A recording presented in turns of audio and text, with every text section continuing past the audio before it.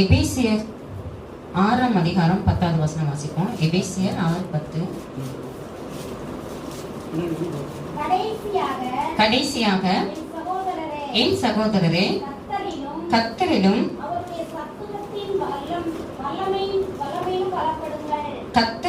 அவருடைய சத்துவத்தின் வல்லமையிலும் பலப்படுங்கள். கடைசியாக என் சகோதரரே, கடைசியா தேவன் நமக்கு கொடுக்கக்கூடிய ஒரு ஆலோசனை அல்லது ஒரு கட்டளையா கூட நம்ம எடுத்துக்கலாம். நம்ம என்ன செய்யணுமா? கர்த்தரிலும் அவருடைய சத்துவத்தின் வல்லமையிலும் பலப்படணும். இந்த வார்த்தையின் மூலம் தேவன் நம்மோடு கூட இடைப்படும்படியா ஒரு விஷயம் நம்ம ஜெபம் பண்ணுவோமா? சூத்திரம் ஆண்டவரே, தகப்பனே, நாங்கள் மெய் துதிக்கிறோம்ப்பா, மெய் ஸ்தோத்தரிக்கிறோம், மெய் மகிமைப்படுத்துகிறோம் ஆண்டவரே. இந்த நாளிலே கூட கர்த்தருடைய ஆவியானவர் ஆண்டவரே அப்பா, இந்த வேத வசனத்தின் மூலமாக தேவன் எங்களோடு கூட பேசுவீராக.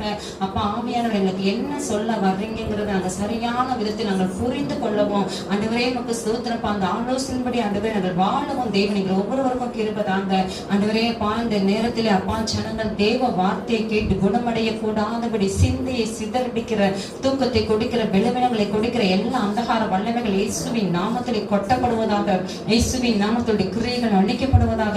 இயேசுவின் ரத்தத்தை இந்த இடம் முழுவதும் தெளிக்கிறோம். ஆவியானுடைய ஆலயக்கு எங்களை ஒப்பு கொடுக்கிறோம். தொடர்ந்து பரிசுத்த ஆவியானவரே நீங்க எங்களோடு கூட பேசுங்க, இடைப்படுங்கப்பா. உமக்கு ஸ்தோத்திரம் ஆண்டவரே, உமக்கே மகிமைப்பா. இயேசுவின் நாமத்தில் பிதாவே, ஆமென்.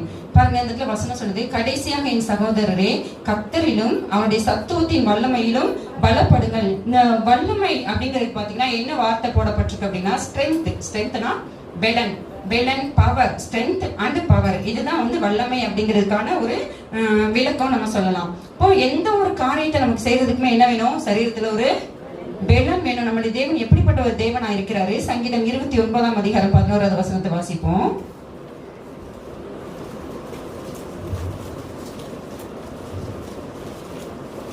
கர்த்தர் தமது ஜனத்திற்கு பெலன் கொடுப்பார். கர்த்தர் தமது ஜனத்திற்கு பெலன் கொடுப்பார். கர்த்தர் தமது ஜனத்திற்கு சமாதானம் அருளி, கர்த்தர் தமது ஜனத்திற்கு சமாதானம் அருளி அவர்களை ஆசீர்வதிப்பார். கர்த்தர் தம்முடைய ஜனத்துக்கு என்ன கொடுக்கிறாரா? பெலன் கொடுக்கிற தேவனா இருக்கிறன்னு ஒரு வசனத்தை கூட நம்ம வாசிப்போம்னா ஏசாயா தீர்க்கதரிசன புஸ்தகம் 40ஆம் அதிகாரம் 29வது வசனம் வாசிப்போம். ஏசாயா 40:29. சோர்ந்து போகிறவனுக்கு அவர் பெலன் கொடுத்து, சோர்ந்து போகிறவனுக்கு அவர் பெலன் கொடுத்து,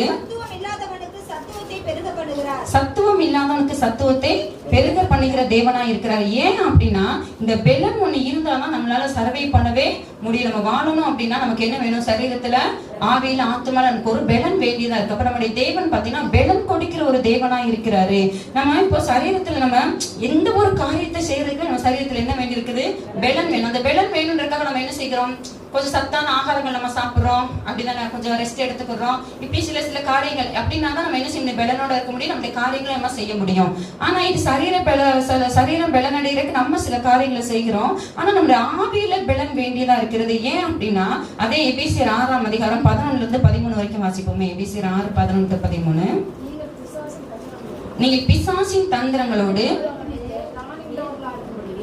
எதிர்த்து நிற்க திராணி உள்ளவர்கள் ஆகும்படி தேவனுடைய சர்வாயுத வர்க்கத்தையும் தரித்துக் கொள்ளுங்கள்.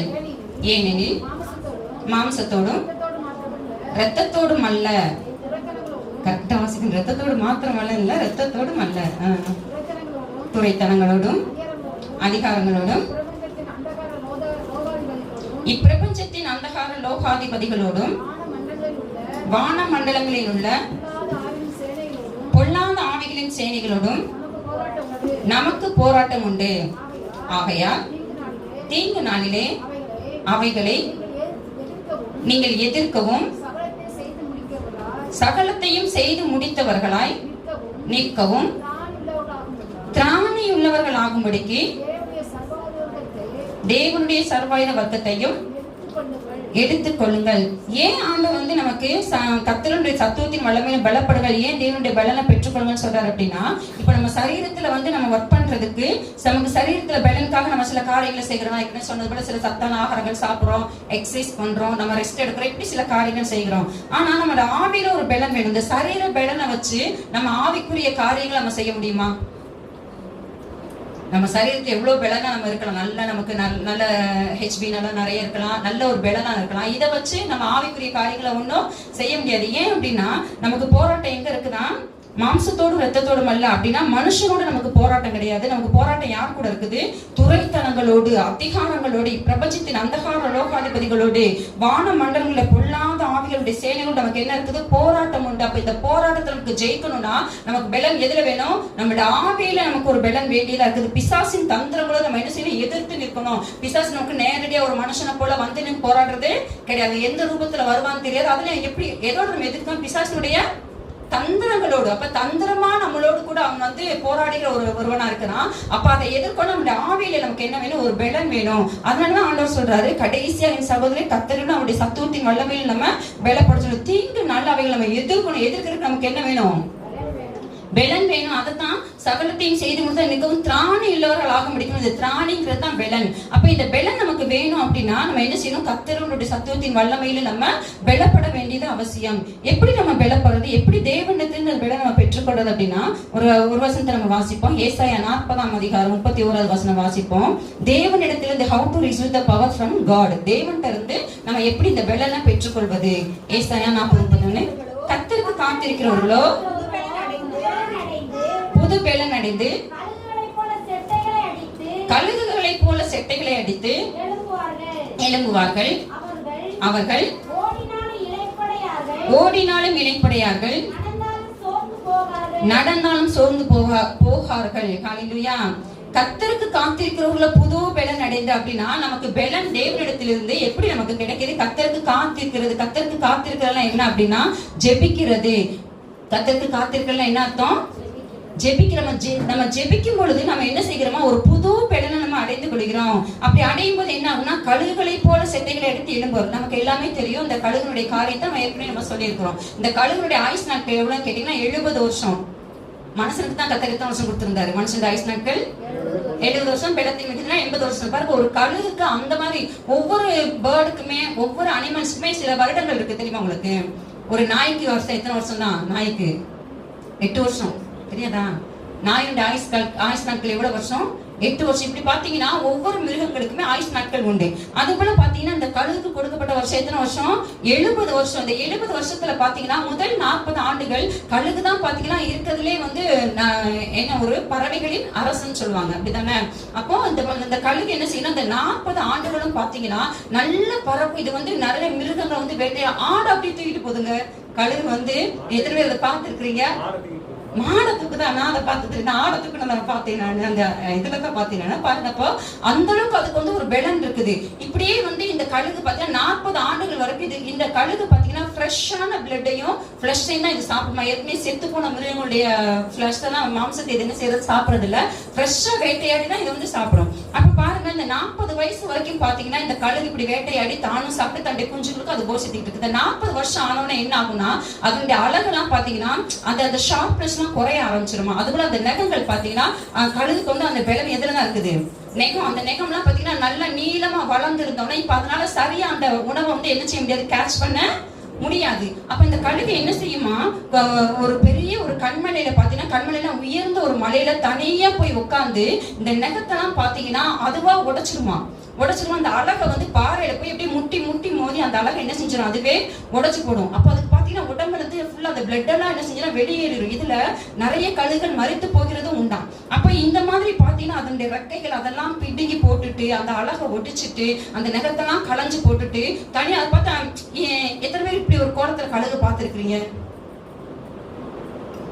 பாக்குறதுக்கு வாய்ப்பு இல்ல. ஏன் அப்படின்னா அது வந்து ஒரு உயர்ந்த மலையில தனியா ஒரு இடத்துல இருக்கும். ஆனா பாத்தீங்கன்னா இந்த யூடியூப்ல வந்து இதை போட்டிருக்காங்க, படப்பிடிச்சது போட்டிருக்காங்க. பார்த்தா கழுகு மாதிரி இல்லை. அதை பாக்குறதுக்கு இந்த வலிச்சர் இருக்கு பாத்தீங்களா? தலை மொட்டையா அது என்ன சொல்லுவோம்? வலிச்சருக்கு என்ன சொல்லுவோம்?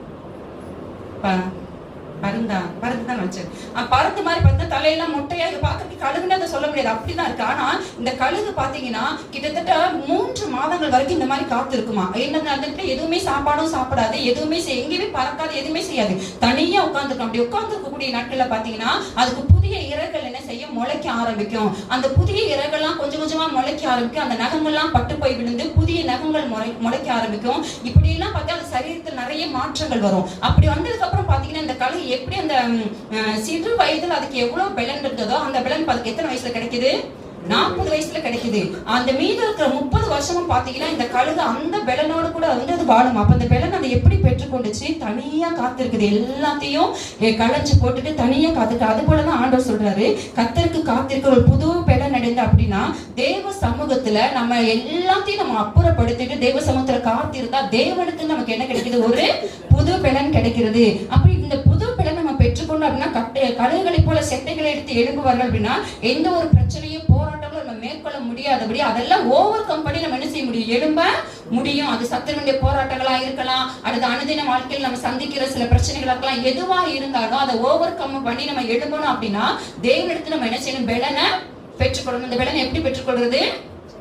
ஜெபத்து. கர்த்தருக்கு காத்திருக்கிறது ஜெபிக்கிற ஒரு அனுபவம். அப்படி ஜெபிக்கும் போது தேவனுக்கு அந்த பெலனை வந்து நம்ம பெற்றுக்கொள்ள முடியும். பாருங்க, நம்ம வேதத்துல நம்ம பார்க்கிறோம், ஒரு சில வசனங்களை நான் சொல்றேன், நீங்க வாசிங்க. அதை வாசித்தீங்க அப்படின்னா ஜெபம் எவ்வளவு முக்கியங்கிறது நமக்கு தெரியும். மத்தேயு 14ஆம் அதிகாரம் 23ஆம் வசனம் ஒருத்தர் வாசிப்போம். மத்தேயு 14:23, மத்தேயு 26:36 ஒருத்தர் எடுத்து வச்சுக்கோங்க.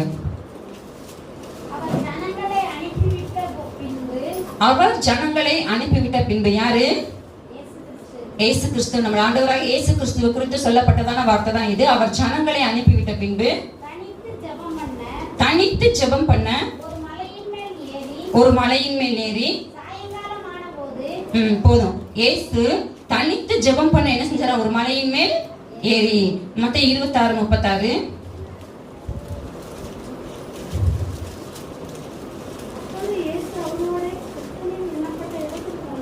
அப்பொழுது இயேசு அவர்களோடு கூட கெத்செமனே என்னப்பட்ட இடத்துக்கு வந்து சீசர்களை நோக்கி, நான் அங்கே போய் ஜெபம் பண்ணும் அளவும். பாருங்க, இங்க கெத்செமனேல இயேசு என்ன செய்கிறாரு? நான் அங்கே போய் ஜெபம் பண்ணும் அளவும். அங்கே இயேசு என்ன செய்கிறார்? ஜெபிக்கிறத பார்க்கிறோம். மார்க் 1ஆம் அதிகாரம் 35வது வசனம். இன்னொரு அதிலே மார்க் 6:46. அவர் அதிகாலையில் இருட்டோடு எழுந்து புறப்பட்டு வனாந்தரமான ஒரு இடத்துக்கு போய் அங்கே ஜெபம் பண்ணினார். 6:46.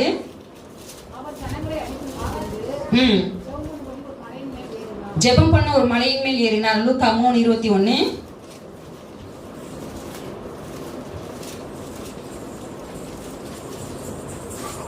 ஜனங்கள் எல்லாரும் ஞானஸ்நானம் பெற்றபோது இயேசுவும் ஞானஸ்நானம் பெற்று ஜெபம் பண்ணுகையில் லூக்கா 6:12.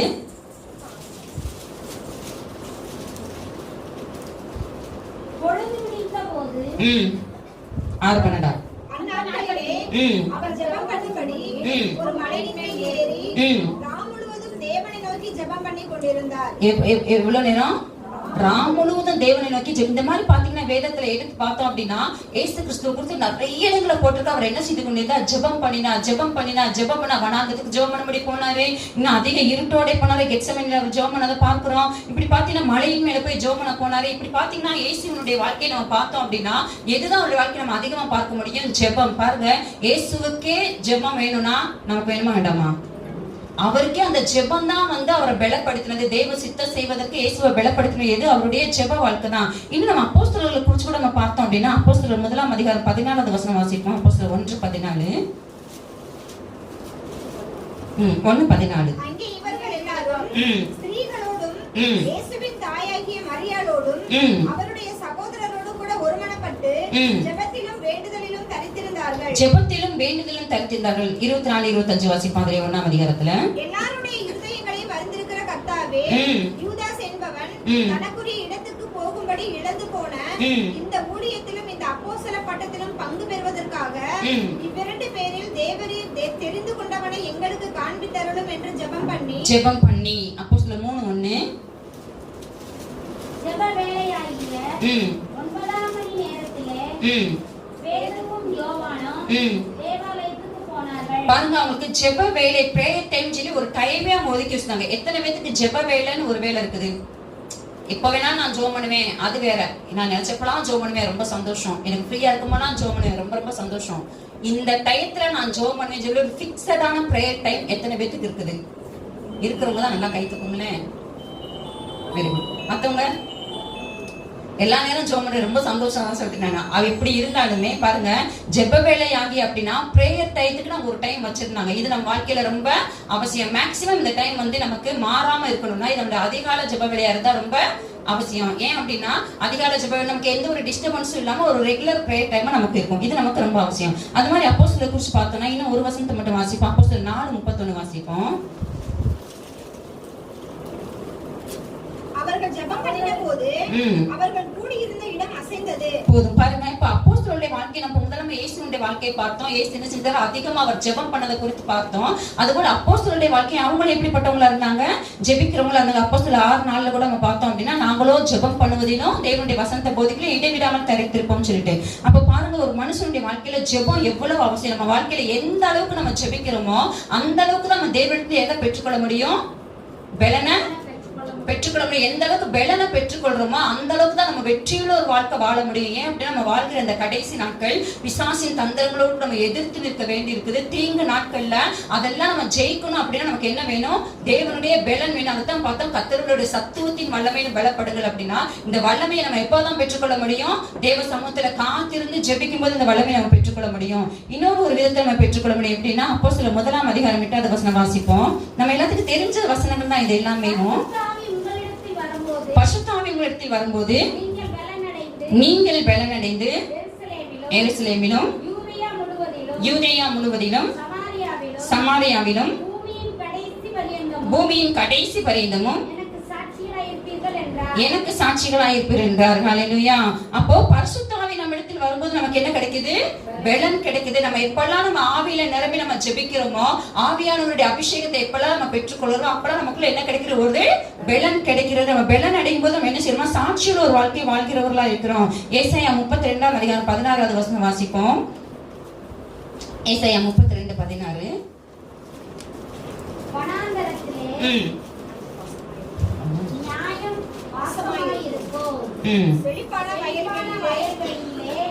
உன்னதத்தில் இருந்து ஆவியின் உன்னதத்திலிருந்து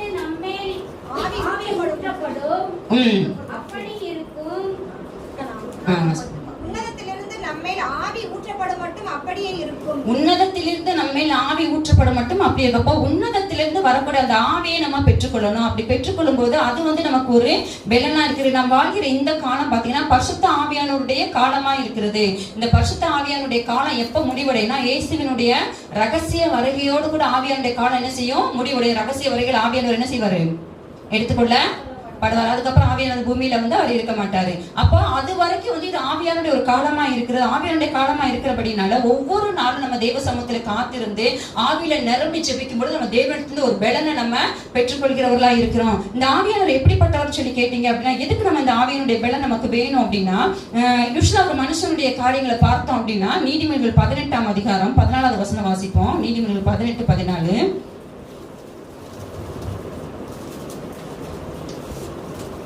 மனுஷனுடைய ஆவி அவன் பலவீனத்தை தாங்கும். மனுஷனுடைய ஆவி அவன் பலவீனத்தை தாங்கும். முறிந்த ஆவி யாரால் தாங்கக்கூடும்? முறிந்த ஆவி யாரால் தாங்கக்கூடும்?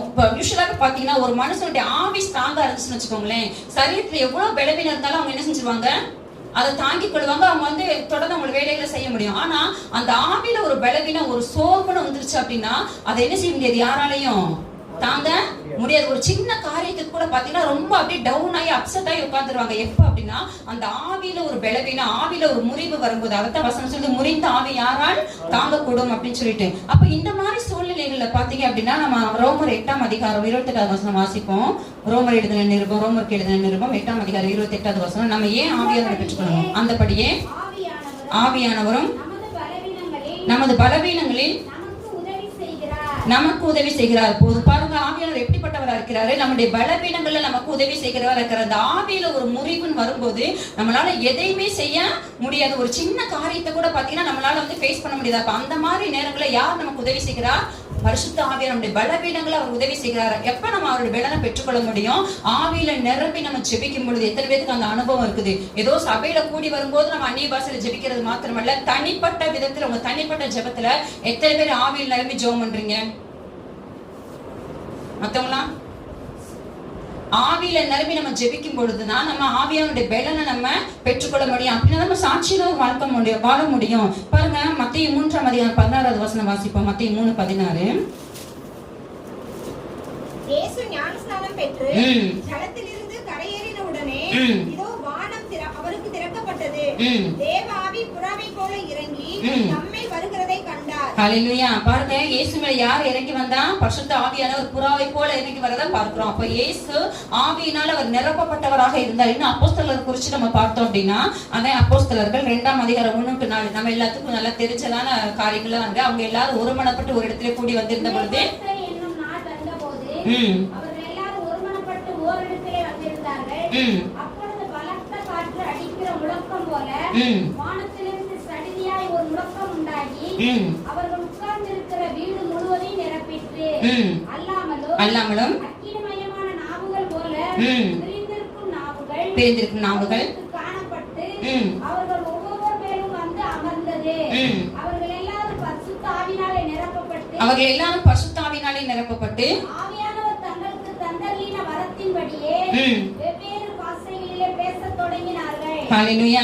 பாருங்க, இப்ப அப்போஸ்தலர்கள் என்ன செஞ்சாங்க? ஆவியானுடைய அபிஷேகத்தை அவங்க பெற்றுக்கொண்டாங்க. அப்ப ஒவ்வொரு நாளும் நம்ம ஆவியில நிரப்பப்படும் போது நமக்கு ஒரு பலன் கிடைக்குது. மூன்றாவது நமக்கு பலன் எப்படி நமக்கு கிடைக்குது? தேவனிடத்திலிருந்து.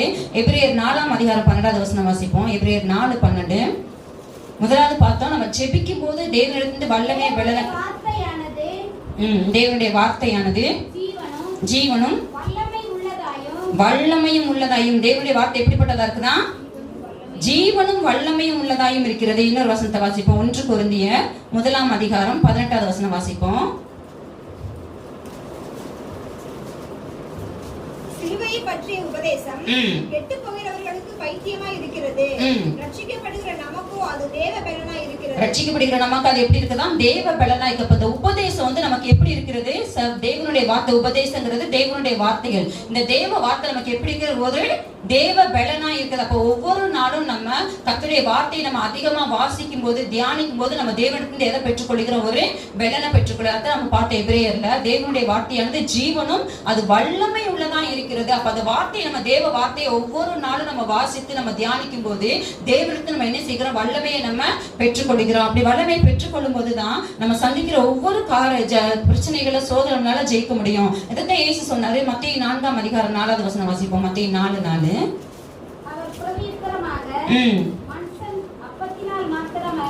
மனுஷன் அப்பத்தினால் மாத்திரமல்ல தேவனுடைய வாயிலிருந்து புறப்படுகிற தேவனுடைய வாயிலிருந்து புறப்படுகிற ஒவ்வொரு வார்த்தையிலும் யார் பிழைப்பாமா? மனுஷன் பிழைப்பான். அதுதான் நம்ம சொன்னோம், தேவனுடைய வார்த்தையில அந்த அளவுக்கு வல்லமை இருக்கிறது. இப்போ 1 ராஜாக்கள் இப்ப 17ஆம் அதிகாரம் 8-16 வரைக்கும் நம்ம வாசித்தோம் அப்படின்னா ஒரு சம்பவம் எழுதப்பட்டிருக்கு. நம்ம எல்லாத்துக்கும் தெரியும். எலியா தீர்க்கதரிசிக்கு கர்த்தருடைய வார்த்தை வருது. என்ன வார்த்தை வருது? நீ போய் 1 ராஜாக்களா 2 ராஜாக்களா 2 ராஜாக்கள் நினைக்கிறேன். 2 ராஜாக்கள் 17.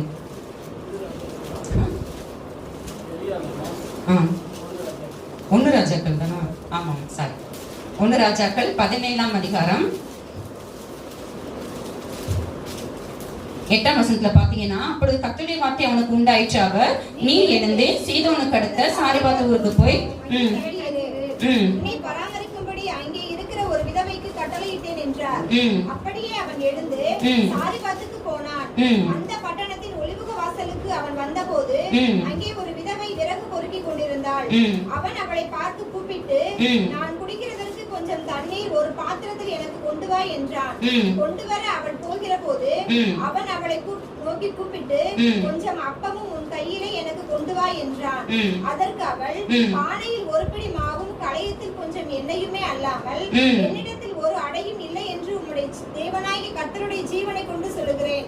இதோ நானும் என் குமாரனும் சாப்பிட்டு செத்து போக அதை எனக்கும் அவனுக்கும் ஆயத்தப்படுத்துகிறதற்கு 2 விறகு பொறுக்குகிறேன் என்றாள். அப்பொழுது எலியா அவளை பார்த்து, பயப்படாதே, நீ போய் உன் வார்த்தையின்படி ஆயத்தப்படுத்து. ஆனாலும் அதிலே எனக்கு ஒரு சிறிய அடையை பண்ணி என்னிடத்தில் கொண்டு வா. பின்பு உனக்கும் உன் குமாரனுக்கும் பண்ணலாம். கர்த்தர் தேசத்தின் மேல் மழையை கட்டளையிடும் நாள் மட்டும் பானையின் மா செலவழிந்து போவதும் இல்லை, தேசத்தின் எண்ணெய் குறைந்து போவதும் இல்லை என்று இஸ்ரவேலின் தேவனாகிய கர்த்தர் சொல்லுகிறார் என்றான். அவள் போய் எலியாவின் சொற்படி செய்தாள். எலியாவின் சொற்படி செய்தார். அவளும் இவனும் அவள் வீட்டாரும் அநேக நாள் சாப்பிட்டார்கள். கர்த்தர் எலியாவை கொண்டு சொன்ன வார்த்தையின்படியே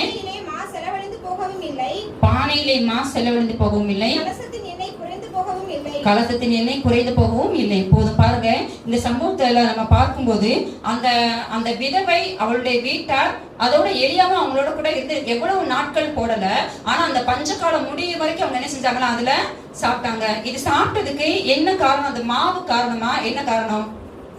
எதன் மூலம் அவங்க போஷிக்கப்பட்டாங்க? அந்த மாவுனால அவங்க போஷிக்கப்பட்டாங்களா? தேவனுடைய கீழ்ப்படிந்தது உண்மை, வெரி குட். கீழ்ப்படிந்ததுனால தேவனுடைய வாக்குத்தத்தம், கர்த்தருடைய வார்த்தை வருது. அந்த இடத்துல என்ன வார்த்தை வருது? நீ முதல்ல ஒரு அடைய பண்ணி எனக்கு கொண்டு வா, அப்பொழுது நீயும் உன் வீட்டாரும் பஞ்சகாலம் முடியும் வரைக்கும் நீங்க சாப்பிடுவீங்கன்னு சொல்லி தேவனுடைய வார்த்தை தீர்க்கதரிசி மூலமா வரும்போது அவங்க வார்த்தையை அவங்க என்ன செஞ்சாங்க?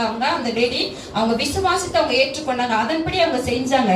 செய்யும் பொழுதுதான் பாத்தீங்கன்னா அதுல அற்புதம் நடந்ததை பார்க்கிறோம். இதைத்தான் நம்ம சொல்கிறோம், தேவனுடைய வார்த்தையில என்ன இருக்கிறது? வல்லமை இருக்கிறது. அந்த மாவுல காரியம் கிடையாது.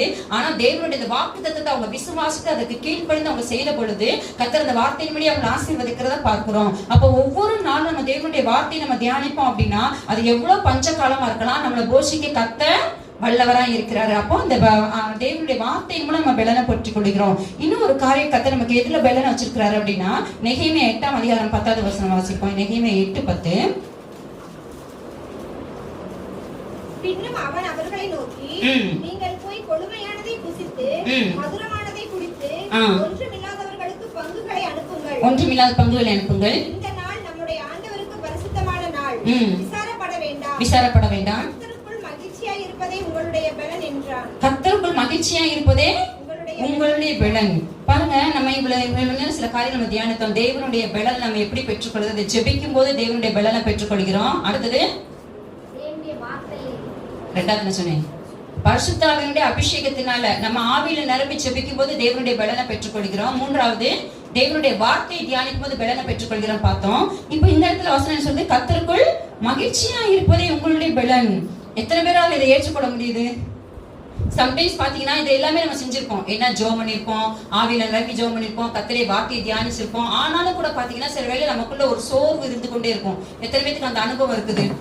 நம்ம சம்டைம் யோசிப்போம், நல்லா தான் இன்னைக்கு நம்ம ஜோம் பண்ணோம், நல்லா தான் இன்னைக்கு நம்ம வேதம் வாசித்தோம், ஆவியில இருந்து ஜோம் பண்ணோமே, ஆனாலும் கூட ஏன் இன்னைக்கு நமக்குள்ள ஒரு விதமான சோர்வுகள் இருக்கு, ஒரு விதமான பலவீனங்கள் இருக்குது அப்படின்னு இன்னைக்கு நீங்க யோசிச்சிருக்கீங்களா? அந்த அனுபவம் யாருக்காவது இருக்கா? நான் சொல்ற புரியுதா புரியலையா? எனக்குலாம் நிறைய டைம் இருந்திருக்குது. இருக்கா இல்லையா? இருக்கு. நமக்கு நம்மளே யோசிப்போம், நல்லா தான் நீ கலைஞ்சு ஜோம் பண்ணே, நல்லா நான் அபிஷேகம் நிரம்பி ஜோம் பண்ணே, வசனத்தை தியானிச்சு, ஆனாலும் எனக்குள்ள என்ன இருக்குது? ஒரு விதமான சோர்வு, ஒரு விதமான பலவீனங்கள் இருக்குது அப்படிங்கறதான ஒரு அனுபவம் நம்ம எல்லாத்துக்குமே ஆவிக்குரிய வாழ்க்கையில வரும். அப்ப அந்த நேரத்துல நம்ம எப்படி பலனை பெற்றுக்கொள்றதா? கர்த்தருக்குள் மகிழ்ச்சியா இருப்பதே உங்களுடைய பலன். எப்ப நம்மளால மகிழ்ச்சியா இருக்க முடியும்னு நினைக்கிறீங்க? தேவனை விசுவாசித்த மாத்திரம் தான் நம்மளால எப்படி இருக்க முடியும்? மகிழ்ச்சியா இருக்க முடியும். அப்படியே அந்த மாதிரி நம்ம விசுவாசித்து நம்ம கர்த்தரை மகிமைப்படுத்தும் போது அதுவே பாத்தீங்கன்னா நம்மளுடைய வாழ்க்கையில ஒரு பலனா இருக்கும். ஒரு வசனத்தை நம்ம வாசிப்போம், நீதிமொழிகள் 24:10. ஏன் ஆண்டவர் அப்படி சொல்றாருன்னு சொல்லி நீதிமொழிகள் 24:10. ஆபத்து காலத்தில் நீ சோர்ந்து போவாயானால் உன் பலன் குறுகினது. நமக்கு ஏதோ ஒரு ஆபத்து காலம், ஒரு பிரச்சனை நேரத்துல நம்ம சோர்ந்து போயிட்டா நம்ம பலன் என்ன ஆயிருமா? குறுகி போயிடும். அப்ப அந்த நேரத்துல நம்ம என்ன செய்யறது? நல்லா ஜோம் பண்ணோம், ஆவியில நிரம்பி இருக்கிறோம், வார்த்தையை தியானிச்சிருக்கிறோம், ஆனாலும் நமக்குள்ள ஒரு சோர்வு வருது அப்படின்னா ஆண்டவர் நமக்கு இன்னொரு ஒரு வழியை கர்த்தர் வச்சிருக்காரு, பலனை பெற்றுக்கொள்ளுக்கான வழி. அது என்ன வழி? கர்த்தருக்குள் மகிழ்ச்சியா இருப்பதே உங்கள் பலன். அப்போ விசுவாசத்தோடு கூட நம்முடைய சூழ்நிலைகள் எவ்வளவு எதிர்மறையா இருந்தாலும் கூட, எவ்வளவுதான் நமக்கு என்ன சொல்றது, நம்மள டவுன் பண்ணக்கூடியதான காரியங்கள் நடந்து கொண்டிருந்தா கூட அந்த நேரத்துல கர்த்தருக்குள் மகிழ்ச்சியா இருக்க நம்ம கற்றுக்கொள்வோம் என்றால் அது நமக்கு எப்படி இருக்கும்? ஒரு புது பலனாக இருக்கும். ஒரு காரியத்தை நம்ம தியானிச்சோம்னா உங்களுக்கு புரியும். அப்போஸ்தலர் 5ஆம் அதிகாரம் 38 42 வரைக்கும் ஒரு சம்பவம் சொல்லப்பட்டிருக்கு. அதை வாசிங்களேன். அப்போஸ்தலர் 5ஆம் அதிகாரம் 38 42 வரைக்கும்.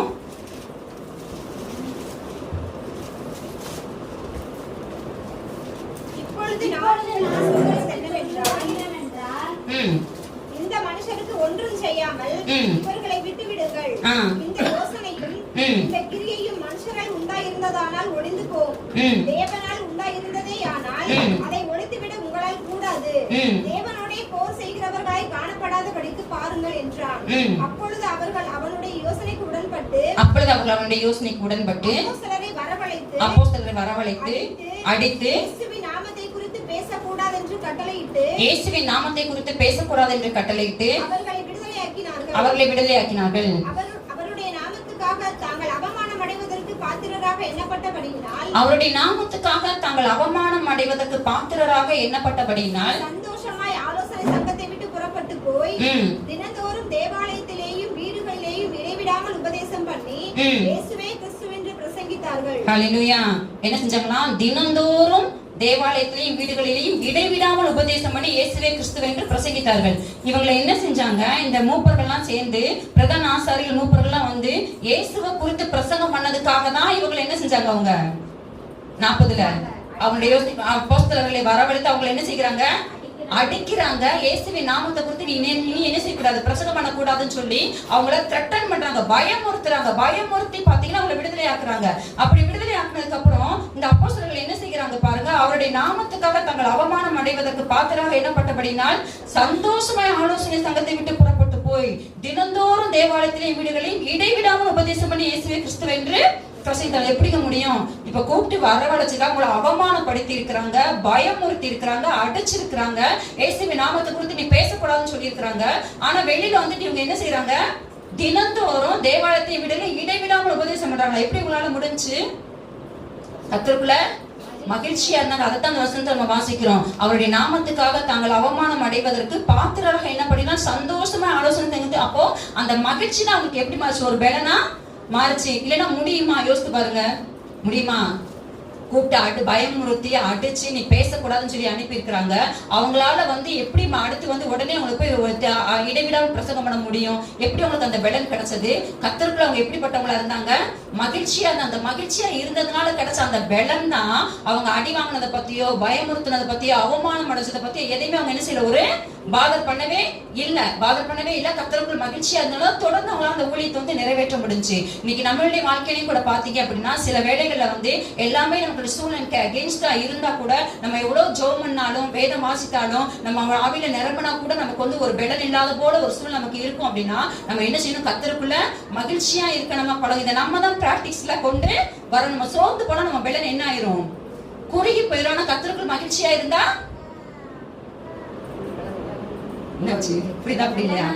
அப்போ கர்த்தருக்குள்ள மகிழ்ச்சியா இருக்கு. அதுதான் இப்ப கொஞ்ச நேரம் பார்த்தீங்களா, விசுவாச அறிக்கைப்படும். இந்த மாதிரி சூழ்நிலையை நம்ம செய்ய வேண்டியது தேவனை விசுவாசித்து நம்ம விசுவாச அறிக்கை பண்ணும்போது அது நமக்கு எப்படி ஒரு பலனா இருக்கிறது.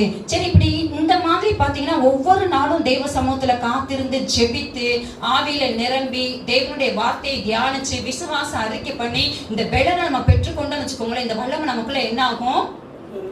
இந்த வல்லமை நமக்குள்ள ஸ்டோர் ஆகிக்கிட்டே இருக்கும். இந்த வல்லமையினால நிரப்பப்பட்டவங்க என்ன செய்வாங்க தெரியுமா? ஒரு வசனத்தை நம்ம வாசிப்போம். மார்க் 5ஆம் அதிகாரம் 30வது வசனம். இந்த வல்லமை நமக்குள்ள இருந்துச்சுன்னா என்ன நடக்கும்ன்றத பார்க்கிறோம். மார்க் 5:30.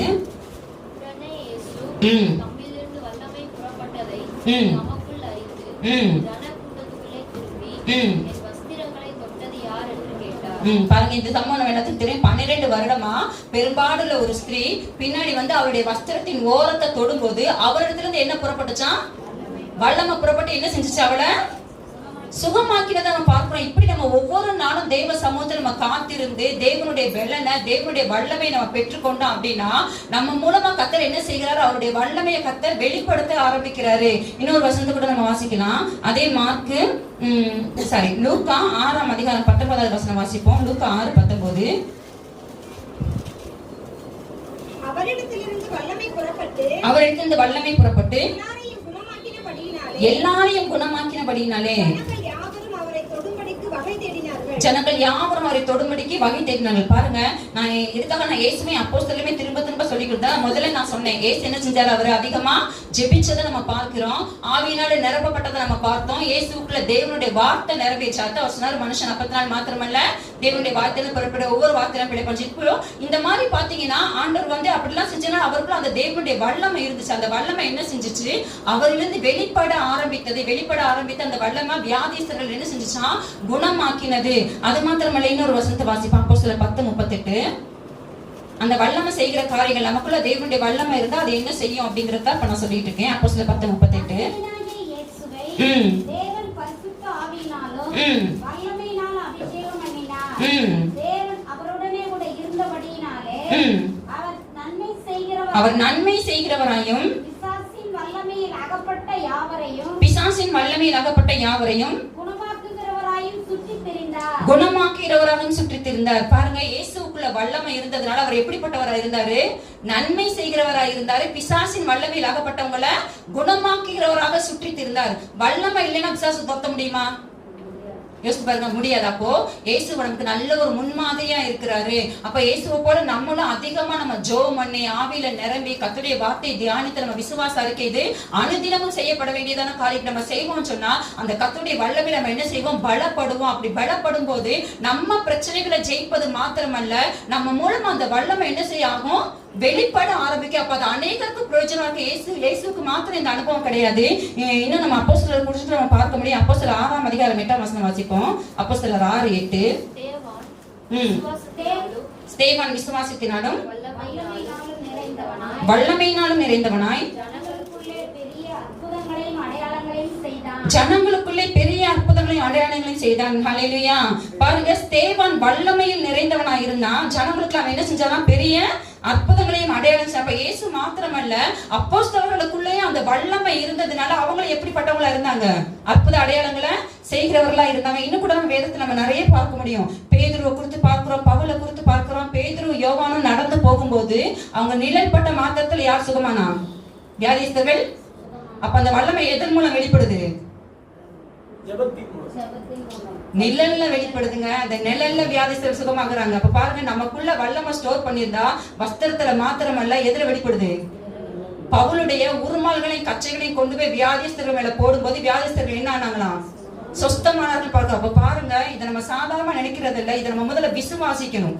இதை நம்ம நேற்று இந்த வசனத்தை தியானிக்கும் போது உண்மையிலேயே எனக்கு இந்த கர்த்தருக்குள் மகிழ்ச்சியா இருப்பதே உங்கள் விளங்குற வார்த்தையுமே ஆண்டவர் என்னோட கர்த்தர் அதிகமா கர்த்தர் இடைப்பட்டாரு. அப்போ நம்ம ஒவ்வொரு நாளும் இந்த வார்த்தையை நம்ம விசுவாசித்து நம்ம ஜெபிச்சு ஆவியில நிரம்பி தேவனுடைய வார்த்தையினால நம்ம இருதயத்தை நிரப்பி நம்ம விசுவாசத்தை செய்து கொண்டே இருப்போம்னா உங்களையே அறியாம உங்களுக்குள்ள அந்த வல்லமை என்ன செய்யும்? பெருகி கொண்டே இருக்கும். இப்போ நம்ம வீக்கா இருக்கோம்னு சொன்னா டாக்டர் சொல்லுவாங்க, நீங்க வந்து ஃப்ரூட்ஸ் சாப்பிடுங்க, வெஜிடபிள்ஸ் சாப்பிடுங்க, அது மாதிரி நல்ல பால் குடிங்க அப்படின்னு சொல்றாங்க. ஏதோ ஒரு நமக்கு உடம்புல வந்து ஒரு சத்து கம்மியா இருக்குன்னு சொல்லும் போது, அயன் கம்மியா இருக்கு, கால்சியம் கம்மியா இருக்குன்னு சொல்லிட்டு, அப்போ நம்ம அதெல்லாம் நம்ம எடுத்துக்கிட்டு ஒவ்வொரு நாளும் வந்து அந்த வித்தியாசத்தை வந்து நம்ம பார்க்க முடியுமா? லிட்டரலா நம்ம பார்க்க முடியுமா? பார்க்க சில காலங்கள் நம்மளால பார்க்க முடியாது. எங்க ஒரு நாள் ஒரு ரெண்டு ஆப்பிள் சாப்பிட்ட உடனே அப்படி நம்ம ஆட்ல வேணா சொல்லலாம், நான் வளர்க்கிறேனே மம்மின்னு. நம்ம அது மாதிரி சொல்ல முடியுமா? ஒரு நாள் 2 நாள்ல. ஆனா ரெகுலரா வந்து டாக்டர் சொன்னபடி ஒரு 6 months எனக்கு அந்த அனுபவம் இருக்குது. ஒரு தடவை பாத்தீங்கன்னா ஹெச்பி செக் பண்ணும்போது பாத்தீங்கன்னா எனக்கு ரொம்ப கம்மியா இருந்தது. ஸ்கூல் படிக்கும் அப்ப டாக்டர் சொன்னாங்க இந்த ஏஜ்க்கு வந்து ஹெச்பி ரொம்ப கம்மியா இருக்கு, அதனால ஒரு 6 monthsக்காவது பாத்தீங்க எவ்வளவு இருந்தது அப்படின்னா 9 தான் இருந்தது ஸ்கூல் படிக்கும் போது. அப்போ இது ரொம்ப கம்மியா இருக்கு, ஒரு 6 monthsக்காவது நீங்க வந்து கேரட் ஜூஸ் வந்து ரெகுலரா கொடுக்கணும். ஒரு நாள் கூட எங்க அம்மா மிஸ் பண்ணல. 6 months டாக்டர் வாயில இருந்து வந்ததுன்னு தான் போச்சு. சண்டே கூட எங்க அம்மா விட மாட்டாங்க. டெய்லி காலையில டீயை கட் பண்ணிட்டு அதுக்கு போல என்னது கேரட் ஜூஸ் 6 மாசம் கொடுத்துட்டு 6 மாசம் கழிச்சு பாத்தீங்கன்னா ஒரு டெஸ்ட் எடுக்க வேண்டியது இருந்துச்சு. பார்த்தா எனக்கு 12.5 இருந்துச்சு. பாருங்க, நமக்கு ரெகுலரா அந்த டிஃபரன்ஸ் தெரியாட்டாலுமே சில காலங்களை அதை கரெக்டா ஃபாலோ பண்ணும்போது அது மாற்றங்கள் இருக்குது. அது போல நம்ம ஆவியிலையும் நமக்கு உடனே அது தெரியாட்டா கூட இந்த தேவ வார்த்தையை நம்ம விசுவாசித்து ஒவ்வொரு நாளும் நம்ம செய்து கொண்டா அந்த கர்த்தருள்ள அவருடைய சத்துவத்தை நம்ம வல்லமை நம்ம என்ன செஞ்சுக்கிட்டே இருக்கிறோம்? பலப்பட்டு கொண்டே இருக்கிறோம். பிசாசை எதிர்த்து இருக்கக்கூடிய திராணி நமக்குள்ள பெருகுது மாத்திரமல்ல, நம்ம ஜெயிக்கிறது மாத்திரமல்ல, நம்ம மூலமா அந்த வல்லமை என்ன செய்ய ஆரம்பிக்கிறது? வெளிப்படம். எத்தனை பேர் அதை விசுவாசிக்கிறீங்க? ஹல்லேலூயா. அப்ப இதுக்கு தான் இன்னைக்கு ஆண்டவர் பேசுறது. நம்ம ஒவ்வொரு நாளும் நம்மளுடைய அனுபவத்துல நம்ம செய்து கொண்டே இருக்கணும். அப்படி செய்யும் போது பாத்தீங்கன்னா நம்ம மூலமா அந்த வல்லமை வெளிப்பட ஆரம்பிக்கிறது. சரி, ஓகே, இவங்க எல்லாம் வந்து வல்லமையை காத்து கொண்டவங்க, தேவனிடத்துல வல்லமையை பெற்றுக்கொண்டு அதை காத்து கொண்டவங்க. இதை காத்து கொள்ளல அப்படின்னா என்ன ஆகும்? ஒரு கேரக்டர் நம்ம வாசிப்போம்.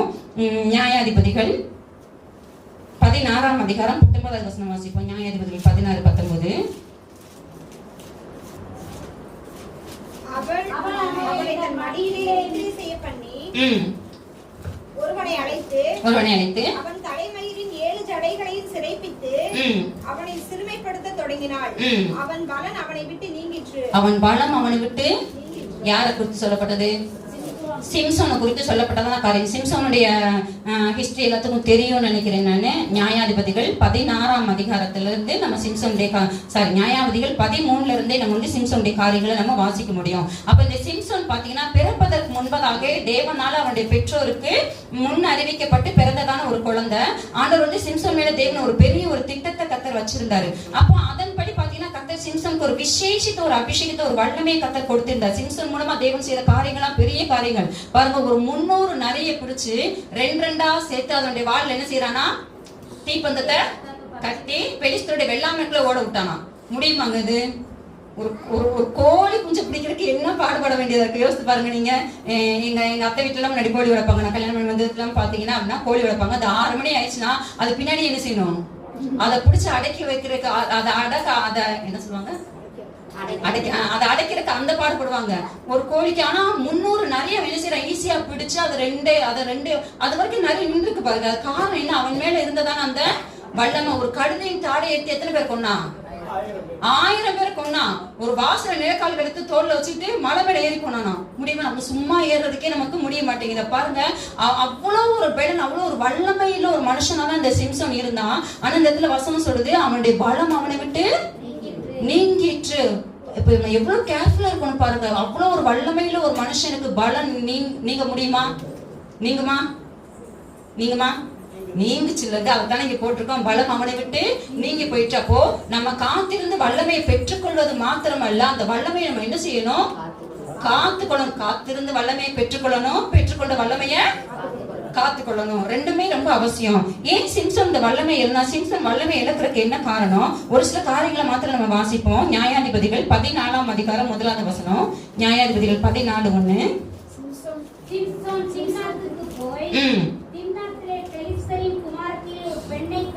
போதும். 16:1.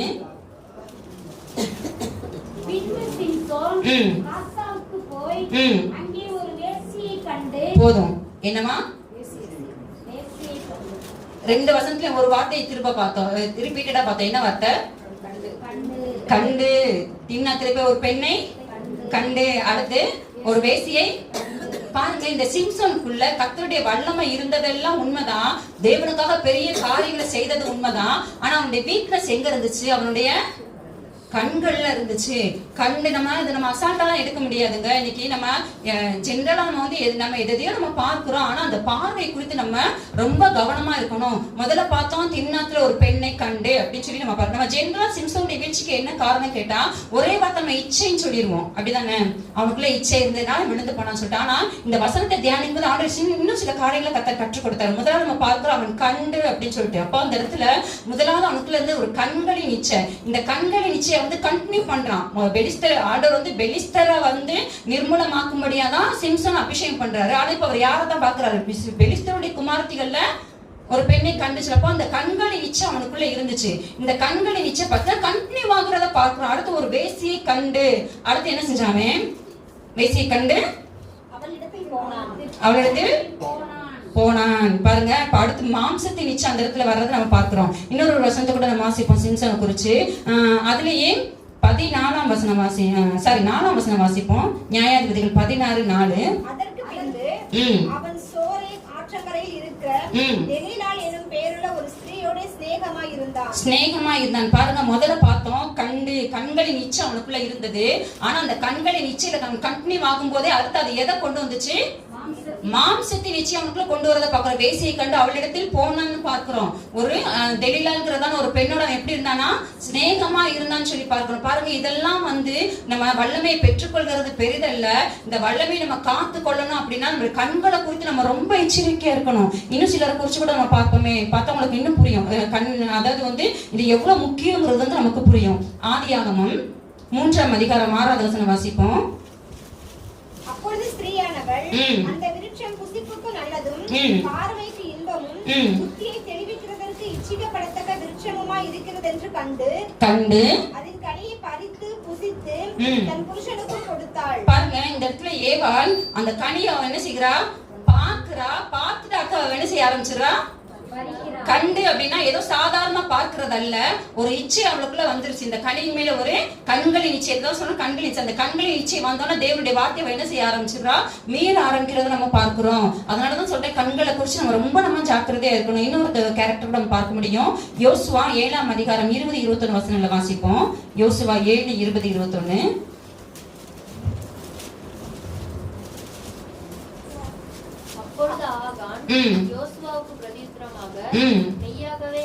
மெய்யாகவே நான் இஸ்ரவேலின் தேவனாகிய கர்த்தருக்கு விரோதமாக பாவம் செய்தேன். அவன் கன்ஃபஸ் பண்றான், அவனே ஒத்துக்கொள்கிறான், மெய்யாகவே நான் இஸ்ரவேலின் தேவனாய கர்த்தருக்கு விரோதமாக பாவம் செய்தேன். பிரகாரமாக செய்தேன். கொள்ளையிலே நேர்த்தியான ஒரு பாபிலோனிய சால்வையும் 200 வெள்ளி சேக்கலையும் 50 சேக்கல் நிறையான ஒரு பொன் பாலத்தையும் நான் கண்டு போதும் நான் கண்டு அவைகளை இச்சித்து எடுத்துக்கொண்டேன். இதோ அவைகள் என் கூடாரத்தின் மத்தியில் பூமிக்குள் புதைந்திருக்கிறது. போதும் பாருங்க, இந்த இடத்துல அவனே கன்ஃபஸ் பண்றான், தேவனாகிய கர்த்தருக்கு விரோதமா நான் பாவம் செய்தேன். அந்த பாவம் எங்க ஆரம்பிச்சிச்சு? கண்டு. அந்த வார்த்தையை தான் சொல்றேன், சொல்லுங்க. கண்டுனா பார்க்கிறது. பாருங்க, அவனுக்கு கொள்ளையில நேர்த்தியான ஒரு பாபிலோன சால்வையை பார்க்கிறான், வேற என்ன ஒரு வெள்ளி சேக்கலை பார்க்கிறான், பொன் பாலத்தை நான் கண்டு. அடுத்த அந்த இடத்துல என்ன வருது? அதை இச்சித்து எடுத்துக்கொண்டேன். அதை கூடாரத்துல புதைச்சிருக்க. இதைத்தான் தேவனுக்கு ஒரு மனுஷன் தேவனுக்கு விரோதமா பாவம் செய்கிறானா, அந்த பாவம் முதல்ல ஸ்டார்ட் ஆகக்கூடிய இடம் இது கண்கள். அப்ப நம்ம கண்களை குறித்து நம்ம ரொம்ப எச்சரிக்கையா இருக்கணும். இந்த சிம்சோனுடைய வீழ்ச்சிக்கு காரணமே அவனுடைய கண்கள் தான். அந்த கண்கள்ல அந்த கண்களின் இச்சைக்கு அவன் இடம் கொடுத்ததான் கடைசியில பார்த்தா அது எதா மாறிச்சு? மாம்சத்தின் இச்சையா மாறி கடைசியில பாத்தீங்கன்னா வேசியத்தில் போனான்னு சொல்லி பார்க்கிறோம். இப்ப பாருங்க, அது மாத்திரமல்ல, இந்த சிம்சோனுடைய வீழ்ச்சிக்கு இன்னொரு காரணம் இருக்கு. அது என்ன அப்படின்னா, அதே நியாயாதிபதிகள் 16ஆம் அதிகாரம் 20வது வசனம் வாசிக்கல. அதாவது கண்களின் இச்சை எங்கெல்லாம் கொண்டு போகுதுன்னு பாருங்க. நியாயாதிபதிகள் 16:20.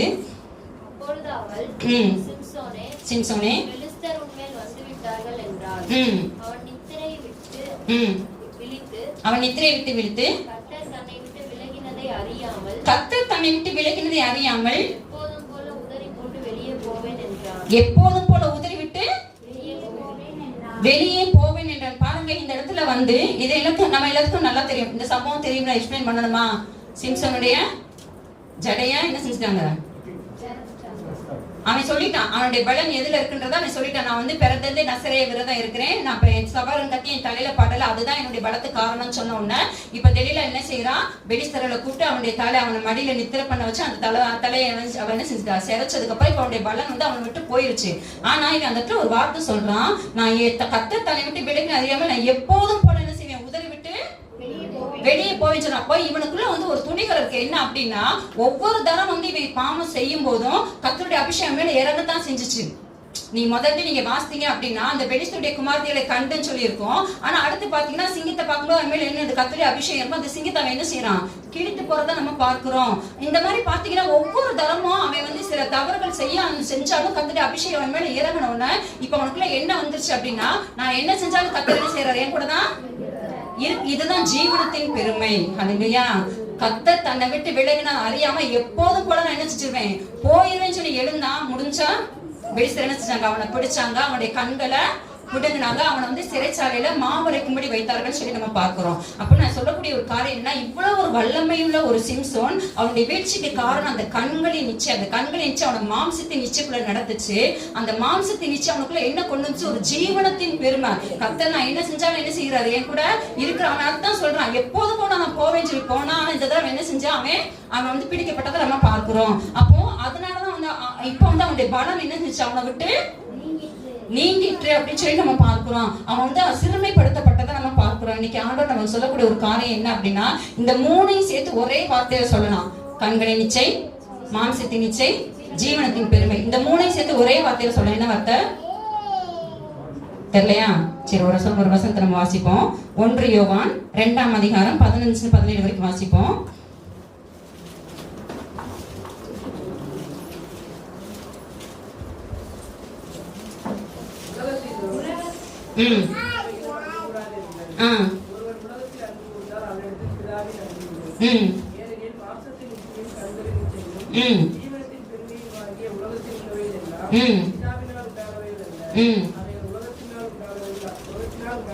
அவைகள் உலகத்தினால் உண்டான. கண்களின் நிச்சய, மாம்சத்தின் நித்திய, ஜீவனத்தின் பெருமை. இந்த மூணை சேர்த்து ஒரே வேர்ட்ல சொல்லணும்னா உலகம். என்னது? இவைகள்லாம் உலகத்தினால் உண்டானவைகள். நம்ம ரொம்ப கேர்ஃபுல்லா இருக்கணும். நம்ம எதை பாக்குறோம், யாரை பாக்குறோம் அப்படிங்கறதுல நம்ம ரொம்ப கேர்ஃபுல்லா இருக்கணும். இன்னைக்கு நிறைய பேத்துக்கு இதுல ஒரு என்ன சொல்றது, ஒரு ஜாக்கிரதையா அநேகர் இன்னைக்கு இல்ல. நீங்க யோசித்து பாருங்க, தனிமையா இருக்கும்போது நீங்க எதை பாக்குறீங்க? தனிமையா இருக்கும்போது ஒரு மொபைலே நம்ம எடுக்கிறோம். நம்ம எதை அதிகமா பாக்குறோம்? நம்ம எதை நம்ம அதிகமா பார்க்கிறோங்கிற குறிச்சு நம்ம ரொம்ப கேர்ஃபுல்லா இருக்கணும். ஏன் அப்படின்னா இந்த கண்கள்ல பார்க்கிறது அதோட நின்று விடாது. அது அடுத்து எதுக்குள்ள கொண்டு போகுது? மாம்சத்தின் நிச்சயக்குள்ள கொண்டு போய் அவன் கண்டு அவரிடத்தில் போனான்னு சொல்லி இருக்குது. அடுத்து பார்த்தீங்கன்னா அவனுக்குள்ள ஒரு ஜீவனத்தின் பெருமையா கொண்டு வரதை பாக்குறோம். இதுதான் சிம்சனுடைய ஒரு வீழ்ச்சிக்கு காரணமா இருந்தப்போ நம்மளுடைய பார்வையை குறிச்சு நம்ம ரொம்ப கேர்ஃபுல்லா இருக்கணும். பொதுவாகவே சொல்லுவாங்க கண்ணுங்கிறது வந்து ஒரு கேமரா மாதிரி, எதை பார்க்கிறதோ அதை கிளிக் பண்ணி அதை எங்க அனுப்பும்? நம்மளுடைய இருதயத்துக்குள்ள அனுப்பிடும். அதனாலதான் சொல்றோம் நம்ம பார்வையை குறித்து நம்ம ரொம்ப கேர்ஃபுல்லா இருக்கணும்னு சொல்லி. அதனாலதான் ஆண்டவர் சொன்னார், உங்க கண்களுக்கு முன்பாக என்னதான் இருக்கணுமா? தேவனுடைய வசனங்கள் தான். பழைய பட்டம் பார்க்கிறோம், கண்களுக்கு முன்பாக தேவனுடைய வார்த்தை தான் ஞாபகக்குறியா இருக்கணும்னு சொல்லி நம்ம பார்க்கிறோம். ஆனா இன்னைக்கு நம்ம கண்டதையும் பார்க்கிறோம், மொபைல் இதெல்லாம் பார்க்கிறோம் அப்படின்னா பார்க்கறதோட அது நிக்காது. அடுத்த ஆட்டோமேட்டிக்கா நம்ம உள்ளத்துல இருப்போம். பொதுவாகவே கண்களை ஃபாலோ பண்ணக்கூடிய தன்மை எதிர்க்க நம்முடைய மனதுக்கு இருக்குது. அது வந்து நேச்சர், இயற்கை. அப்போ நம்ம இதுல ரொம்ப கேர்ஃபுல்லா இருக்கணும். பார்க்கறத குறித்து நம்ம ரொம்ப கேர்ஃபுல்லா இருக்கணும். சிம்சனுடைய வீழ்ச்சிக்கு காரணமே இந்த கண்கள் தான். அது அவனை கொஞ்சம் கொஞ்சமா பாத்தீங்கன்னா மாம்சத்தின் இச்சைக்குள்ள கொண்டு போச்சு. அடுத்து அவனுக்குள்ள ஜீவனத்தின் பெருமையை கொண்டு வந்து தேவனோட வல்லமைய கிருபையை டோட்டலா என்ன செய்ய ஆரம்பிச்சிச்சு? அதை இழந்து போக செஞ்சிச்சு. அப்ப இந்த நாள்ல நம்ம இதை குறித்து நம்ம ரொம்ப கேர்ஃபுல்லா இருக்கணும். ஒரே ஒரு வசனத்தை வாசிப்போம். யாக்கோபு 4ஆம் அதிகாரம் 4வது வசனம்.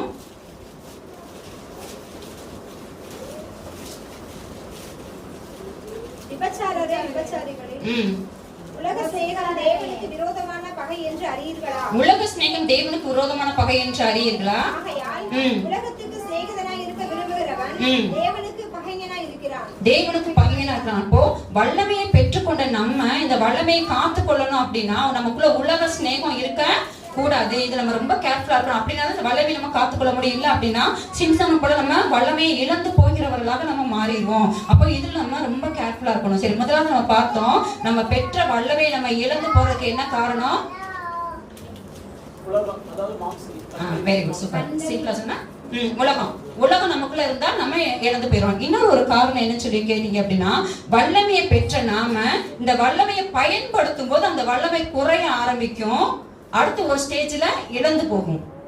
புரியுதா உங்களுக்கு? இந்த வல்லமையை நம்ம இப்போ வல்லமை காத்திருந்து பெற்றுக்கொள்ள, இந்த வல்லமையை நம்ம எப்படி நம்ம பயன்படுத்துறோம்? அப்ப நம்ம என்ன செய்யணும் அப்படின்னா, இந்த நம்ம இப்போ மொபைல் நம்ம பயன்படுத்துறோம், பேசுறோம், அதுல எல்லாம் பார்க்கிறோம். அடுத்து நம்ம என்ன செய்யறோம்? அந்த மொபைலுக்கு வெரி குட், சூப்பர். மொபைலுக்கு என்ன செய்யறோம்? சார்ஜ் போறோம். இல்லன்னா சார்ஜ் என்ன ஆகும்? டவுன் ஆகும். ஒரு ஸ்டேஜ்ல மொபைல் ஆஃப் ஆயிரும். அதே மாதிரிதான் இப்போ பைக்ல நம்ம போறோம், பெட்ரோல் போட்டு போறோம். பெட்ரோல் போட்டு போகும்போதே அந்த பெட்ரோல் என்ன ஆகும்? ஆட்டோமேட்டிக்கா நம்ம யூஸ் பண்ண செலவாக தான் செய்யும். அப்ப திரும்ப நம்ம என்ன செய்யணும்? பெட்ரோல் போடணும். அதுக்குதான் ஒண்ணு வச்சிருக்காங்க, நமக்கு ஒரு இண்டிகேட்டர் கொடுக்கறதுக்காக என்ன வச்சிருக்காங்க? ரிசர்வ் சொல்லுவாங்க. கேள்விப்பட்டிருக்கீங்களா? வண்டி ரிசர்வ்ல ஆயிடுச்சு அப்படின்னு சொல்லி அந்த ரிசர்வ் ஆகும்போது நம்ம சுதாரிச்சுக்கிட்டு என்ன செஞ்சிடணும்? பெட்ரோல் போட்டணும். இல்லைன்னா என்ன ஆகும்? வண்டி நடு தெருவுல நின்றும். ஆமா, உருட்டிட்டு தான் போகணும். அப்படிதான் நம்ம இன்னைக்கு நம்ம வல்லமையை பெற்றுக்கொள்ள எல்லாரும் இது வந்து நான் ஊழியம் செய்கிறவங்களுக்காக சொல்றேன். ஒரு சிலர் வந்து இப்ப உங்கள ஊழியம் செய்யற சிலர் இருக்கலாம். நம்ம போய் ஒரு இடத்துல நம்ம ஜெபம் நடத்துறவங்களா இருக்கலாம், ஒரு இடத்துல ஆராதனை நடத்துறவங்களா இருக்கலாம், இல்ல ஒரு கேப்சல் நடத்துறவங்களா இருக்கலாம், இல்ல அப்படின்னா ஒரு இடத்துல நம்ம செய்தி கொடுக்குறோம் வச்சுக்கோங்களேன். இப்படி நம்ம செய்யும் போது நம்ம பெற்றிருக்கிற வல்லமை அபிஷேகம் நம்ம இடத்துல இருந்து என்ன ஆகுது? செலவாகுது. அப்படி செலவாகும் ஆட்டோமேட்டிக்கா அது நமக்கு என்ன செய்ய ஆரம்பிக்கும்?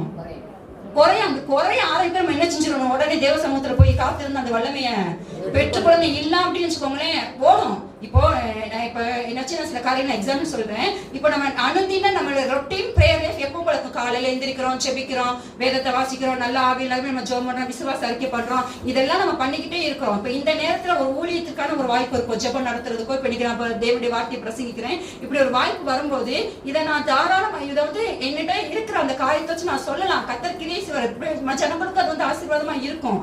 ஆனா நான் வந்து என்னை காத்து கொள்ளணும் அப்படின்னா, இப்போ ஒரு ஊழியம் செய்ய போறேன்னா அதற்கு முன்பதாக தேவ சமூகத்துல அதற்கான ஒரு விசேஷத்தை அபிஷேகத்தை என்ன செய்யணும்? பெற்றுக்கொள்ளணும். ஆண்டவரே, இன்னைக்கு நான் ஜெபம் நடத்த போறேன், இதை நடத்துவதற்குரிய ஒரு விசேஷத்தை, ஒரு அபிஷேகம் இதை நான் ஊழியம் செய்யறோம்னு சொல்றேன். இல்லைன்னு வச்சுக்கோங்களேன், இதை அதாவது நாங்க பட்டு அடிபட்டு சரி பண்ணிருக்கிறோம். நீங்க வந்து சரி அந்த இதுக்குள்ள போயிடக்கூடாதுக்காக அட்வான்ஸா உங்களுக்கு நான் சொல்றேன். நம்ம ஊழியம் செய்ய போறோம்னா அதற்கு முன்பதாக ஒரு விசேஷித்த அபிஷேகத்தை நம்ம பெற்றுக்கொள்ளணும். இல்ல அப்படின்னா நம்மகிட்ட இருக்கிற என்ன ஆயிரும்? டவுன் ஆகிக்கிட்டே இருக்கும். ஒரு ஸ்டேஜ்ல என்ன ஆயிரும் தெரியுமா? ஊழியம்னா வெளியில சக்சஸ் தான் இருக்கணும். போற இடத்துல கர்த்தர் கிரியை செய்வார், ஜனங்கள் வந்து சொல்லுவாங்க ரொம்ப பிரயோஜனமா வச்சு கர்த்தர் பேசினாரு, எல்லாமே சொல்லுவாங்க. ஆனா அதுக்கப்புறம் நம்ம திரும்ப நம்ம ரீசார்ஜ் பண்ணிக்கலாம் அப்படின்னா நம்மளுடைய ஆவிக்குரிய வாழ்க்கை என்ன ஆகும்னா டவுன் ஆக ஆரம்பிக்கும். ஒரு ஸ்டேஜ்ல பாத்தீங்கன்னா நம்மளால ஜெபிக்கவே எத்தனை பேருக்கு அப்படி ஒரு அனுபவம் இருக்குது? ஜெபிக்கவே உண்மையில எங்க ஊழியத்துல இருக்கவங்களுக்கு அது ஒரு சோதனை. ஜெபிக்கணும் அப்படி அப்போ நம்ம யாராவது நமக்காக ஜெபம் பண்ண மாட்டாங்களா? விக்கிற இடத்துல போய் வாங்கி கொடுங்க இந்த மாதிரி யாராவது நமக்காக ஜெபம் பண்ண மாட்டாங்களா? சேர்ந்து ஜெபம் பண்ண மாட்டோமா? அப்படி ஒரு ஸ்டேஜ் நம்ம போக கூடாது. அப்படின்னா அப்ப இந்த நமக்கு இந்த ரீசார்ஜ் பண்ற மாதிரி நம்ம வல்லமை, அதாவது ஊழியம் செய்துட்டோம் அப்படின்னா அதுக்கு ஒரு விசேஷத்தை அபிஷேகத்தை நம்ம என்ன செய்யணும்? பெற்றுக்கணும். எத்தனை பேருக்கு நான் சொல்றது புரியுது? இதுக்கும் பாத்தீங்கன்னா நமக்கு ஆண்டவர் இயேசு கிறிஸ்து தான் நல்ல ஒரு பெஸ்ட் எக்ஸாம்பிளா இருக்கிறத நம்ம பார்க்க முடியும். இப்படி நம்ம பெற்றுக்கொண்டோம்னா தான் நம்மகிட்ட இருந்து வல்லம் ஓவர்ஃப்ளோ ஆகுது. சரி, எப்பவுமே தெரிஞ்சு வச்சுக்கோங்க, நம்ம ஊழியத்துக்கு போறோம் அப்படின்னா நம்ம கிட்ட இருக்கக்கூடிய அந்த கிருபை, அந்த அபிஷேக வல்லமை நம்ம இருந்து ஓவர்ஃப்ளோ ஆகி போகணும். ஓவர்ஃப்ளோ ஆகுதுன்னா நிரம்பி வடிஞ்சு போய் ஜனங்கள் மத்தியில கிரியை செய்கிறதா இருக்கணும். அதை விட்டு என்கிட்ட இருக்கிறத நான் எடுத்து கொடுத்தேன்னு வச்சுக்கோங்க, எனக்கு என்ன ஆகும்? என்ன ஆகும்? ஒரு ஸ்டேஜ்ல அந்த குறையும் போதே சுதாரிச்சிடும். நம்ம அதான் சரி வண்டியை சொன்னேன், ரிசர்வ்ல வரும்போதே பெட்ரோல் போட்டோம்னா பிரச்சனை இல்ல. ரிசர்வ்ல வர்றதே தெரியாம நம்ம பாட்டில ஓட்டிக்கிட்டே இருந்தோம்னா நடுரோட்ல வண்டி என்ன செஞ்சிடும்? நின்றோம். யார்த்தையா ஐயா கொஞ்சம் பெட்ரோல் கொடுங்க, பெட்ரோல் பல்க் வரைக்கும் போய் வாங்குற வரைக்கும் அது எனக்கு வேணும். அப்ப அடுத்தவங்க போய் நம்ம நிக்கிற மாதிரி ஆயிரும். எனக்காக ஜோம் பண்ணுங்க, என் கூட சேர்ந்து ஜோம். இப்படி அந்த ஒரு ஸ்டேஜ் வரக்கூடாதுன்னா ஊழியம் செய்யறவங்க அதற்கு முன்பதாக ஒரு விஷயம், ஒரு இடத்துல நீ சுவிசேஷ ஊழியம் செய்ய போறீங்கன்னா உங்களுடைய நார்மல் பிரேயர் உங்களுக்கு போதாது, உங்களுடைய ரொட்டீன் பிரேயர் லைஃப் உங்களுக்கு போதாது. அப்ப ஆண்டவரே நான் சுவிசேஷம் சொல்ல போறேன், எனக்கு ஒரு விசேஷத்தை, ஒரு கிருபையை கொடுங்க, ஒரு அபிஷேகத்தை கொடுங்க நீங்க பெற்றுக்கொண்டீங்க அப்படின்னா உங்களுடைய அந்த ஆவிக்குரிய வாழ்க்கை பாத்தீங்கன்னா டவுன் ஆகாம ஒரே ஃப்ளோல போய்கிட்டு இருக்கும். புரியுதா உங்களுக்கு? இதுக்கு ஏசு நமக்கு நல்ல ஒரு முன் உதாரணங்க. ஏசாயா 50ஆம் அதிகாரம் 4வது வசனத்தை வாசிப்போம். ஏசாயா 50:4.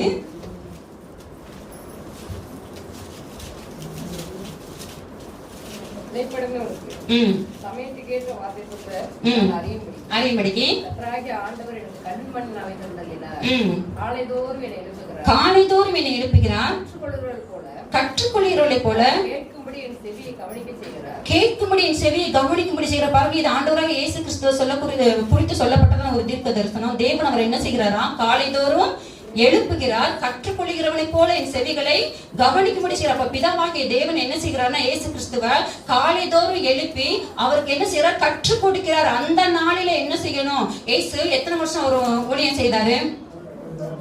3 வருஷம் இயேசு ஊழியம். அந்த 3 வருஷ ப்ராஜெக்டையும் மொத்தமா தேவன், பிதாவாகிய தேவன் இயேசுவின் கையில கொடுத்து இந்த நாள்ல நீ இதுக்கு செய்யணும் மொத்தமா கொடுக்கல. அவர் என்ன செய்யறாரா? ஒவ்வொரு நாளும் காலையிலேயும் இன்னைக்கு நீ என்ன ஊழியம் செய்யணும், யாரை சந்திக்கணும், இது நம்ம புதிய ஏற்பாட்டுல நம்ம இந்த வார்த்தையை நம்ம கன்ஃபார்ம் பண்ண முடியும்.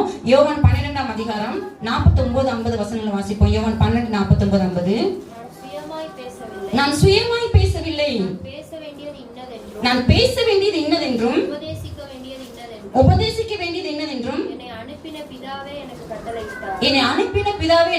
எப்ப கட்டளையிட்டாரு? ஒவ்வொரு நாளும் காலைதோறும் என்னை எப்படி கற்றுக்கொள்ள என் செவியில கவனிப்படி செய்கிறாரு பாத்தீங்களா? அந்த நேரத்துல காலையில எழுப்பி பிதா சொல்றாரு, இன்னைக்கு நீ என்ன பேசணும், என்ன செய்யணும், இதெல்லாம் யார்? பிதாவே என்ன செய்கிறாராம்? கட்டளையிடுகிறார். வாசிப்பா. அவருடைய கட்டளை நித்திய ஜீவனாய் இருக்கிறது என்று அறிவேன், ஆகையால் நான் பேசுகிறவைகளை பிதா எனக்கு சொன்னபடியே பேசுகிறேன் என்றார். பேசுறது கூட யார் சொன்னபடியே பேசுறாரா? பிதா சொன்னபடி செய்யறான். அதான் நான் ஏற்கனவே சொன்னேன், அட்வான்ஸா பிதா எதையும் செய்யறது இல்ல. காலைதோறும் என்னை எழுப்புகிறார், கற்றுக்கொள்ள கவனிப்படி செய்கிறார்னா ஒவ்வொரு நாள் காலையிலையும் பிதாவாகிய தேவன் இயேசுவுக்கு சொல்றாரு நீங்க என்ன பேசணும், என்ன செய்யணும் சொல்லி. இன்னொரு வசனத்தை கூட வாசிப்போம். யோவான் 13:15. நான் உங்களுக்கு செய்தது போல இல்ல யோவான் 5:19-20.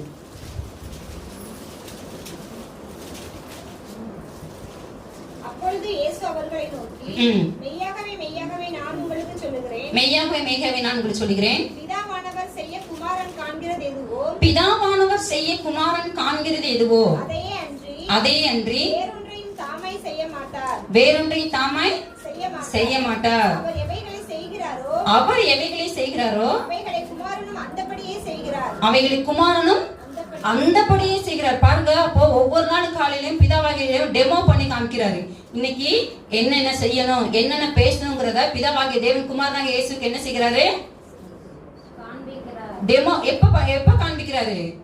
காலைதோறும் என்னை எழுப்ப. ஒவ்வொரு நாளைக்கு வேண்டிய ப்ராஜெக்ட், ஒவ்வொரு நாளைக்கு செய்ய வேண்டிய காரியங்களை பிதாவாகிய தேவன் காலையில குமாரனுக்கு கற்றுக் கொடுக்கிறாரு. அதைத்தான் இயேசு இந்த இடத்துல சொல்றாரு, பிதாவாகிய தேவன் செய்கிறார் காண்கிறது எதுவோ அதை என்று வேறது நான் சுயமா என்ன செய்கிறது இல்லையா?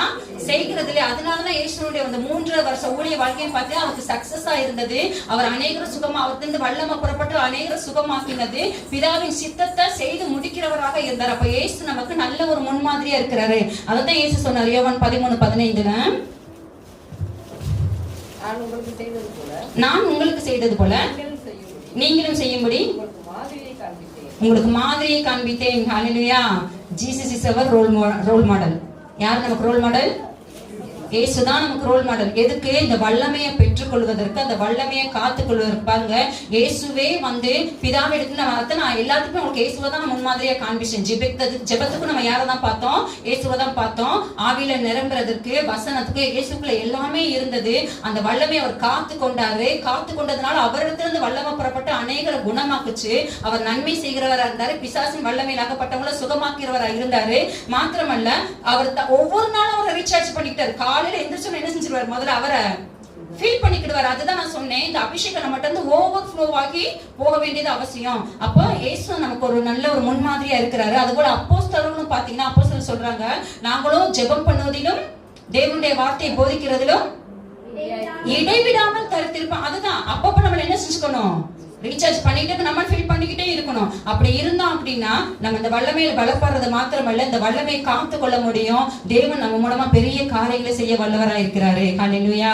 எத்தனை பேர் சொன்ன சத்தியங்கள் புரிஞ்சது பாருங்க. அப்ப இந்த வல்லமையை நம்ம காத்து கொள்ளுறதுல ரொம்ப ஜாக்கிரதையா இருக்கணும். சிம்சோன் வல்லமை இழந்து போனதுக்கு காரணம் அந்த உலகம், கண்களின் இச்சை, மாம்சத்தின் ஜீவன், இது ஒண்ணு தொட்டு ஒண்ணு உள்ள வந்துடும், ஒண்ணு ஒன்னோட நிக்காது. அப்ப நம்ம இதுல ரொம்ப கேர்ஃபுல்லா இருக்கணும். எதை பாக்குறோம், எதை கேட்கிறோம், என்ன பேசுறோம், ரொம்ப கேர்ஃபுல்லா இருக்கணும். ஒரு பாவம் பாத்தீங்கன்னா அதோட நிக்காது. அப்படியே இந்த ஒரு கிழவி தண்ணிக்கு போனா அந்த மாதிரி என்ன செய்யும் அப்படின்னா ஒன்னொன்னையா கூட கூட்டிட்டு வந்து கடைசி நம்முடைய வல்லமே நம்மளை விட்டு இலக்க பண்ணி நம்ம ஒரு சிம்சன் போல ஒரு மொட்டை பசம் மாத்தி விட்டுரும். சரியா? அப்ப நம்ம ரொம்ப கேர்ஃபுல்லா இருக்கணும். அது மாத்திரமல்ல, ஊழியம் செய்கிறவங்க ஊழியம் செய்வதற்கு போக அதற்குரிய ஒரு அபிஷேகத்தை பெற்றுக்கொண்டு நம்ம ஊழியத்தை செய்வோம் அப்படின்னு சொன்னா இந்த வல்லமை நம்ம பாதுகாத்துக் கொள்ள முடியும். கர்த்தர் இந்த வார்த்தையை ஆசீர்வதிப்பாராக.